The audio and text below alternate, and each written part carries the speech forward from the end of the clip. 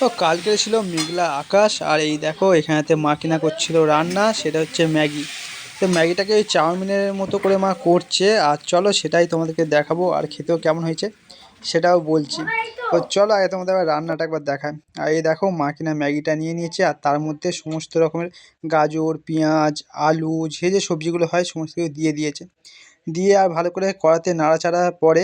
আর আমরা সব খাবারে হালকা একটু চিনি দিই, মানে মিষ্টি বলতে আমরা একদম কমই দিই, মানে খেলে কেউ বুঝতে পারবে না। আর এই দেখো মা কিনা হালকা চিনি দিয়েছে, আর তারপরে তা চিনি দেওয়ার পরেও মা কিনা হালকা করে নাড়াচাড়া করে নিচ্ছে, আর একটুখানি ভাজা ভাজা টাইপের হবে। তো চলো এখনও অনেকটা বাকি আছে। আর তারপরে লাস্টের দিকে যখন মা নামিয়ে নেবে তার কিছুক্ষণ আগে ম্যাগির সাথে যে মশলাগুলো থাকে সেইগুলো কিন্তু সেগুলো দিয়ে দিল। আর এখানে মা কিনা দুটো ম্যাগি নিয়েছিল, আর দেখে মনে হচ্ছে অনেকটা, কিন্তু এটা কিন্তু পুরোপুরি একদম মানে একটুখানি হয়ে গেছিলো, ভাগে অনেকটাই কম পেয়েছি। তো মায়ের ম্যাগি